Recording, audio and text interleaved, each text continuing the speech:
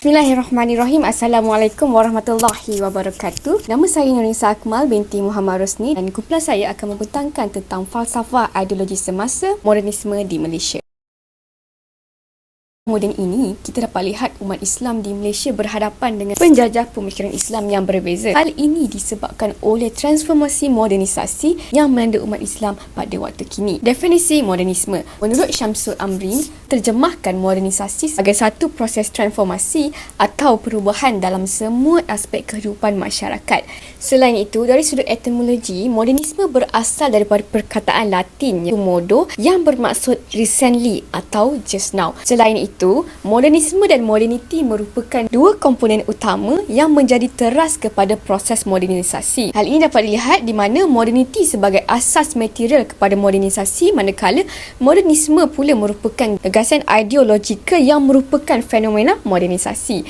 Modernisasi ini juga diterjemahkan sebagai proses sosial yang membawa kepada perubahan hadap politik, ekonomi dan juga ideologi. Isu permasalahan modernisme dapat dilihat munculnya budaya hedonisme yang menjajah umat Islam. Budaya hedonisme ini adalah pegangan atau pandangan hidup yang mementingkan keseronokan atau kesenangan hidup, seperti suka kepada hiburan sehingga boleh melalai seorang dari tujuan utama mereka yang diutuskan di atas muka bumi ini. Antara budaya hedonisme yang dapat dilihat adalah pengaruh rancangan-rancangan hiburan yang banyak ibarat kepada umat Islam di Malaysia. Sebagai contoh, rancangan Malaysian Idol yang sememangnya adalah pengaruh daripada rancangan hiburan American Idol. Rancangan ini adalah pertandingan menentukan penyanyi baik di Malaysia, menggalakkan rakyat Malaysia terutamanya umat Islam untuk meniru budaya dari barat. Rancangan ini kita perempuan juga turut menyertai. Ini tengah bercanggah dengan sistem Islam yang haramkan wanita untuk menyanyi. Salah budaya hedonisme yang kedua yang dapat dilihat pada ketika ini adalah kumpulan penyanyi hiburan. Dapat lihat dengan kemunculan budaya atau hiburan yang bukan dari barat, khususnya dari negara-negara Asia Timur, khususnya dalam kalangan wanita Melayu Islam. Dan antara aspek utama adalah K-pop. Permasalahannya adalah ketika munculnya isu apabila tindakan segelintir daripada mereka yang meratapi mata bintang K-pop terkenal tepi Sungai Kelang Kuala Lumpur, Kim Jong Hyun. Demikian Mufti Perak sendiri pada 23 Disember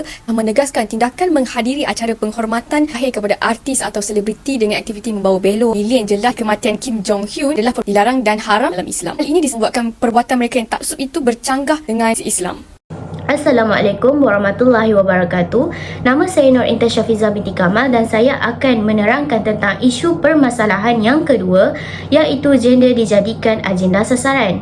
Perkara yang juga mendasari serangan terhadap idea Islam ialah soal gender.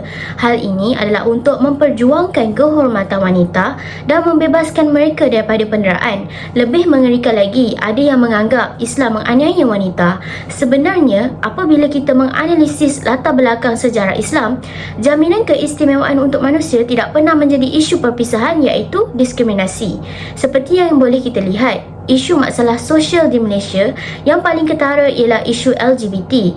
Ada sesetengah masyarakat moden pada masa kini yang beranggapan bahawa ia hanyalah perkara biasa dan tidak perlu diambil berat oleh mana-mana pihak. Seterusnya, saya akan menerangkan tentang objektif kajian, iaitu yang pertama, mengetahui latar belakang modernisme, yang kedua, mengenal pasti faktor penyebaran modernisme, yang ketiga, mengetahui kesan modernisme, dan yang keempat, mengetahui perbezaan ideologi modernisme dengan Islam.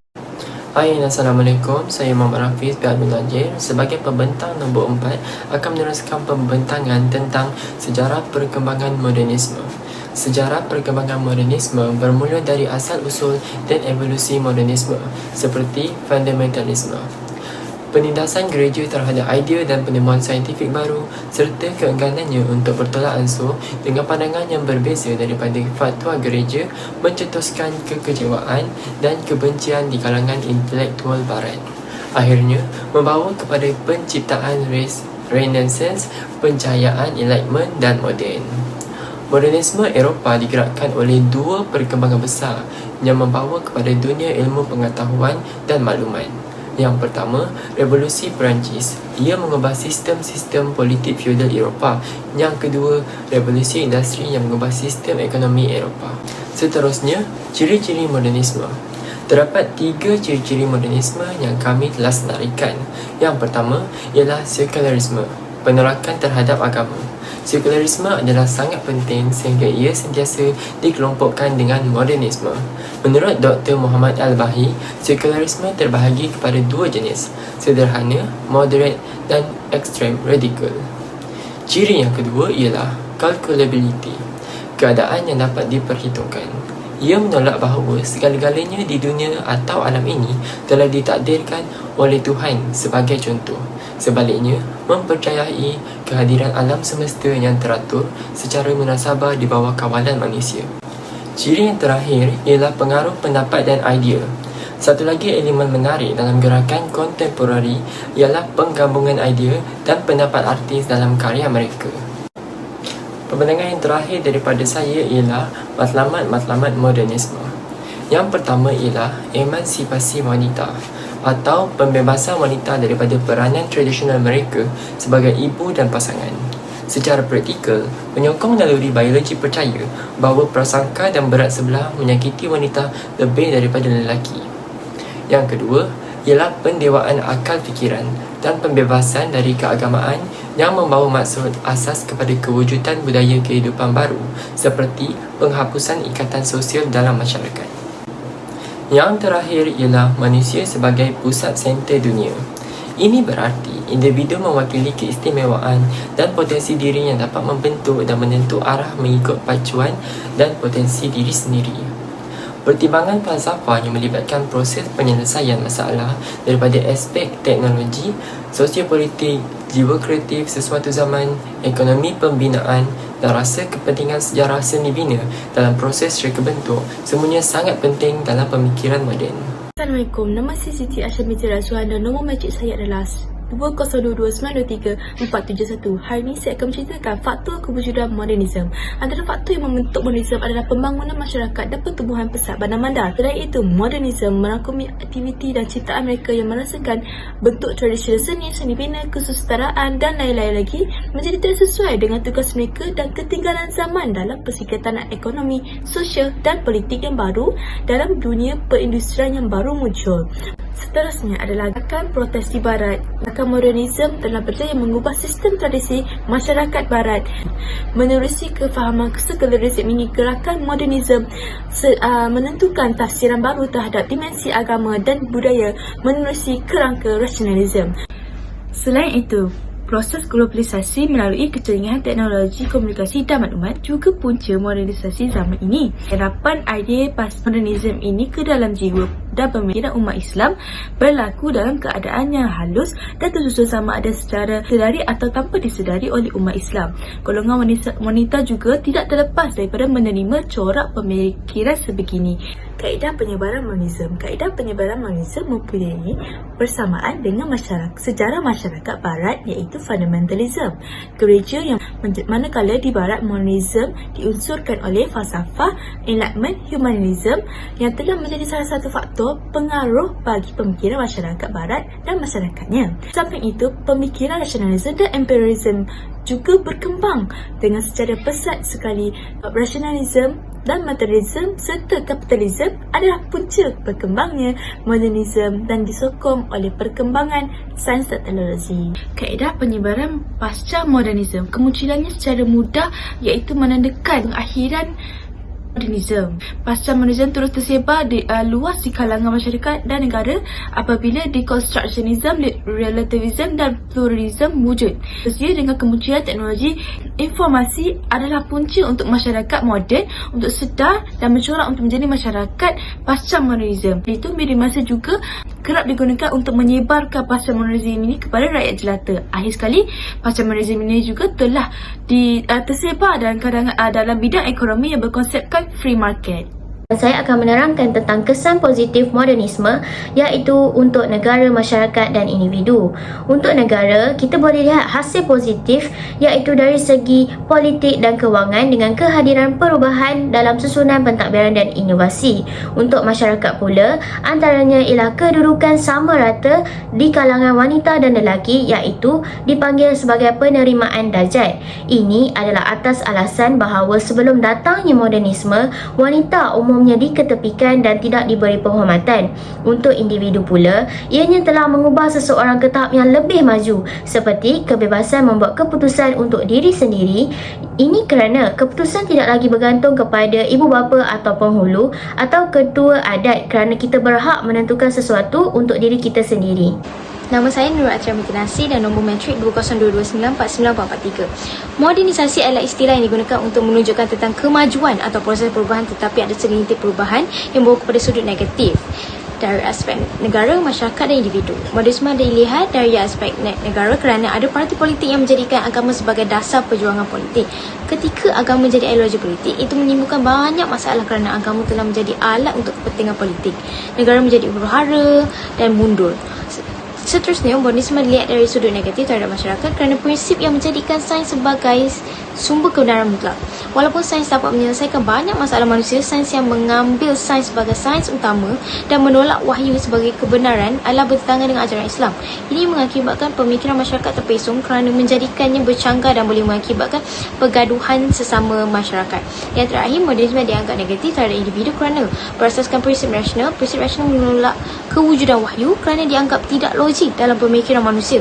Ia memberi kesan kepada individu kerana tiada panduan hidup seperti Al-Quran dan Sunnah. Seterusnya, perbezaan ideologi modernisme dengan Islam berbeza dari aspek politik. Taekwondo Barat menggunakan prinsip berkonsepkan menghalalkan tujuan. Machiavelli menegaskan masyarakat moden tidak perlu lagi memikirkan dosa dan pahala untuk mencapai matlamat hidup. Ini menunjukkan mereka menolak ilmu agama dan hanya mementingkan urusan dunia sahaja. Dari pandangan Islam politik, perlu menggalakkan lahirnya idea-idea baru kerana penting untuk menentang sebarang cabaran pada zaman moden ini. Sebagai contoh, perjuangan politik untuk memerdekakan negara, contohnya kelahiran sistem syura. Politik Islam lebih seimbang apabila kita mengutamakan tafsiran Al-Quran dan Al-Sunnah, bukan sahaja sekadar sebuah fikiran yang rasional. Perbezaan ideologi ekonomi modernisme dengan Islam banyak perbezaan. Orang Barat mengaplikasikan konsep modernisme kepada kemajuan sains dan teknologi, dan penambahbaikan ekonomi pertanian dengan kemunculan teknologi baru mengakibatkan ekonomi mulai aktif. Sebagai contoh, wap air. Dengan itu, pelbagai pencapaian dan perubahan berlaku menyebabkan masyarakat Barat boleh mencapai apa sahaja dalam mengembangkan ekonomi lebih moden. Melihat kepada Islam pula, ia tidak menekankan konsep ini, tetapi kerana sifat tamak menjadikan mereka negara kapitalis dan beberapa negara Islam dijajah. Walaupun begitu, ini tidak bermakna tamak Islam ketika itu tidak mementingkan ekonomi, sebaliknya mengimbangi duniawi dan ukrawi.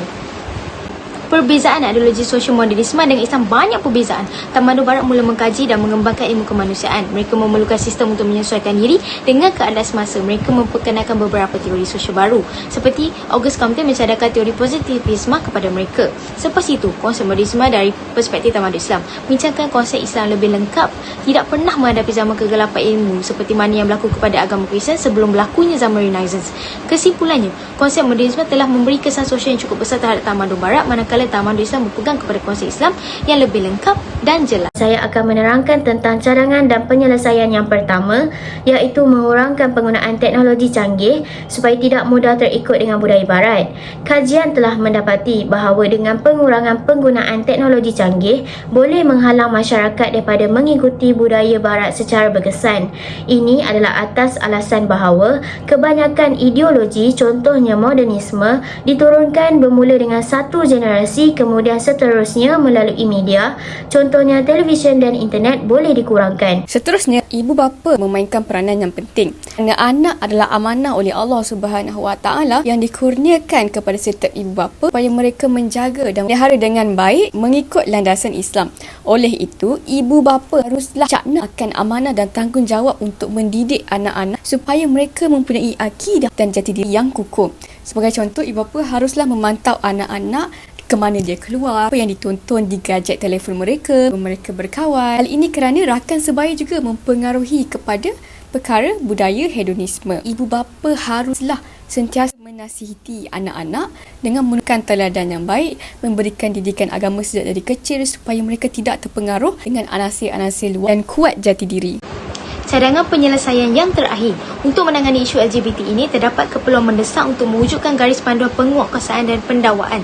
Selain itu, hukuman melalui mekanisme undang-undang ini adalah untuk mengekalkan ketenteraman sosial dan sebagai kaedah pencegahan jenayah dan tindakan balas selepas jenayah untuk mengelakkan pesalah daripada melakukan kesalahan semula.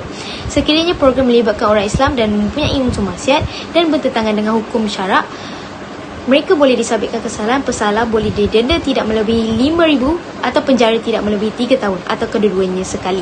Dengan ini, isu LGBT dapat dikurangkan. Akhir sekali, pertemuan yang berlaku antara modernisme dan pasca modernisme tersebut telah memberi kesan kepada perbincangan yang pelbagai dalam lapangan ilmu, pengetahuan.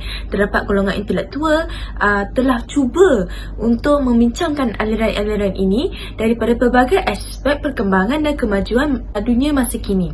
Perbincangan yang dilakukan termasuk jugalah berkaitan dengan gaya hidup dan keperluan masyarakat pada masa kini.